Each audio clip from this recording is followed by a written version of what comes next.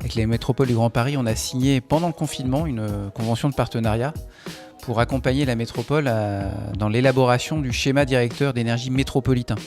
Donc c'est un acte essentiel puisque la planification de l'énergie sur le périmètre de la métropole du Grand Paris suppose qu'il y a un travail qui soit fait avec l'ensemble des opérateurs qui opèrent sur le périmètre métropolitain, et donc GRDF va y concourir de cette façon.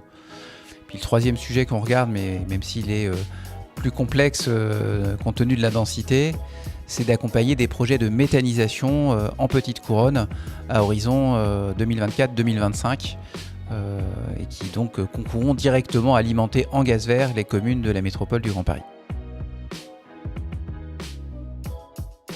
Comme l'ensemble des citoyens, on va d'ici 2024 verdir notre flotte pour avoir zéro diesel sur l'aire métropolitaine.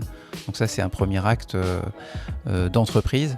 Et le deuxième, on le fait en fait avec l'ensemble des collectivités, des communes, au travers des contrats de concession. Donc on a renouvelé fin 2019 le contrat de concession avec la ville de Paris. On prend des engagements sur la transition énergétique qui sont très forts, des reportings, un certain nombre d'indicateurs qui sont suivis et qui font aussi l'objet de de pénalités en cas de non-respect. On donne une vision à 5 ans de l'investissement de modernisation du réseau, mais on fait aussi avec les collectivités un point sur les évolutions du réseau qui peuvent être liées à des aménagements urbains. Là, on parle par exemple des Jeux Olympiques, il y a un certain nombre d'ouvrages qu'il faut déplacer. Donc ça, c'est le premier accompagnement, c'est autour des projets qui viennent des collectivités, autour de nos actions de sécurisation du réseau.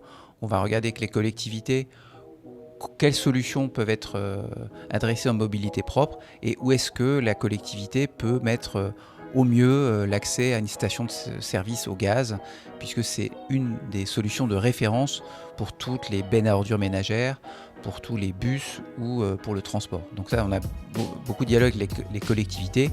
Puis enfin, les collectivités sont aussi à nos côtés, aux côtés des agriculteurs, sur tout le développement de la méthanisation. Donc là, on va les accompagner en cherchant à favoriser des projets les plus économiques possibles, c'est-à-dire qu'ils soient en général adaptés en fonction du réseau, des consommations sur le réseau.